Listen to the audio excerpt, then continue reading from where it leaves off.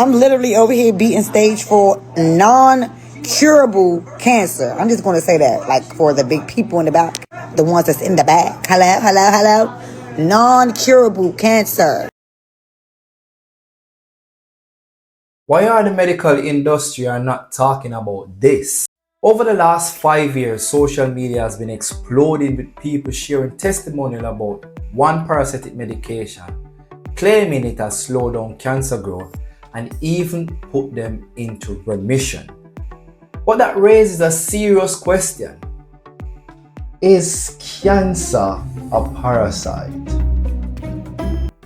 In this video, I am going to share research that may somewhat suggest that cancer could be in fact a parasite, and why some people are getting unexpected results from this parasitic drug.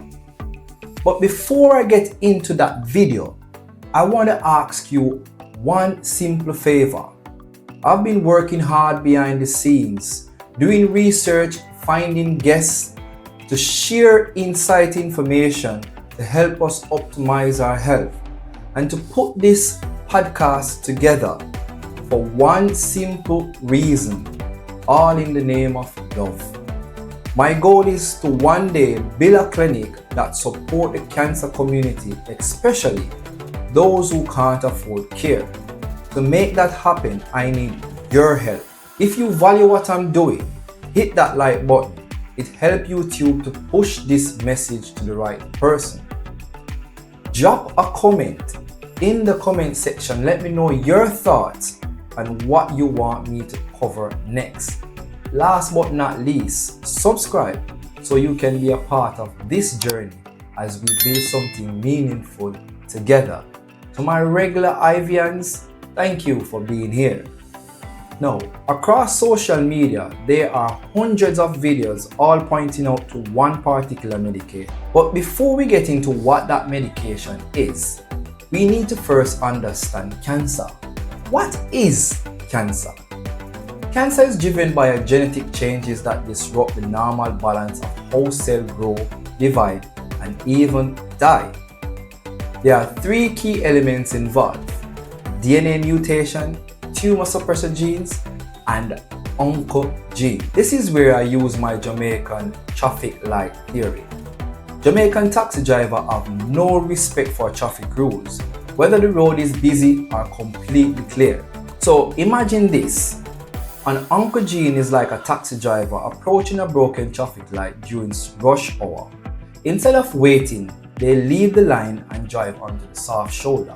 In the UK, we call it the hard shoulder, with no intention of stopping. That is exactly what mutated proto-oncogenes do. They cause cells to divide uncontrollably. Now, picture tumour suppressor genes as the one police officer standing at the front of that traffic light. Only if you are Jamaican, you could understand what I'm talking about and what that moment actually looks like. These genes normally stop cell division, repair damage, and trigger cell death when needed. But when they are mutated or switched off, they lose control and abnormal growth continues. DNA mutations happen due to environmental damage such as smoking, radiation, and even aging. And while oncogenes only need one mutation to activate, tumour suppressor genes usually need both copies to fail before they lose function. Now that we understand cancer even a little bit, let's explore something even deeper. The first time I heard about cancer being described as parasite was in one of Dr. Yakaya's video in 2024. I don't have that exact video right now, but he has several videos discussing this topic. Many tumors that fell out of people, or tumors that get pulled out of people, and we get access to the tumors and we check these tumors and we put them under a microscope and we see toxins in there. We see toxins. We see metabolites inside of them. We see parasites inside of them, especially hemithworm. Them gnarly hemithworm, we always find them. We see metabolic waste, but guess what else we find when I put them under there? We see the immune system, or what you would call the great lymphatic defense systems. We see neutrophils. We see basophils. I want to just drift back a few years back in 2022 with my mom diagnosis. And what stood out about my mother diagnosis was the first time she done the biopsy, it came out negative. But before you come at me, I understand that the first test, even the second test, could be a negative. But here's where it gets interesting. The doctor told her to do a follow-up within 6 months' time because she could develop breast cancer. Biopsies can be problematic and they can cause metastasis, and most patients don't realize that the biopsy is not just taking samples. It's a mechanical injury to solid tumors, and in some cases that injury can trigger pro-metastatic biology. And let me break down the real mechanisms. Number one, a biopsy can disrupt the tumor structure and create a wound response. That wound response changes the tumor microenvironment and can push aggressive signaling. Number two, I want you to zoom in just a little bit on parasite. Where does parasite come from? When you look on the word parasite, it comes from the ancient Greeks, meaning someone who eats from another person's plate. That is exactly what a parasite does. It feeds on the host, the animal, human being, wherever it lays its egg, and it drains nutrients from the body. Now think about this. Why would the doctor say that to my mom? It almost feels as if he already knew that she would have got cancer. But stop a little bit. This is where the lymphatic system plays a vital role in keeping the body healthy. Things like rebounding, exercise, even diet can give you a healthy lymphatic system and help you prevent some of these things. But I won't get deep into that right now. But for context, it acts as a cleanup system. If you want a full breakdown, comment below lymphatic system. So, why are people using this one medication, originally used in veterinary clinic, to the point where some are claiming remission? What is this medication? This is ivermectin. Yes, you heard right. A drug that has been used for over 4 decades, first introduced in veterinary medicine in 1981, but originally developed in the 1970s to treat parasites in animals. How did this suddenly gain attention? Okay, let's go back in 2020. Mel Gibson appeared on Joe Rogan podcast. I have 3 friends. All 3 of them had stage 4 cancer. All 3 of them don't have cancer right now at all. And what did they take? They took what you've heard they've taken. Ivermectin. And he claimed that 3 of his friends had cancer and now are cancer free. So again, I ask the question, could cancer be a parasite? I want you to sit back and listen to some of these testimonials. Ivermectin and febendazole or mebendazole. And so I started looking into that, and I decided to start a protocol of ivermectin for 3 weeks and then mebendazole for 3 weeks. And I'll post what I did below. Again, anything that I do, I'm just sharing my story. It is not medical advice. You will definitely need to discuss that with a provider and dose accordingly. But as you can see from my neck scans that were recently done, there is no more lesion on my pancreas. So, and that really honestly was the only thing different that I did during that period of time. So I'm sure you've heard of Joe Tippins, who was kind of the original pioneer with looking at the ivermectin and febendazole.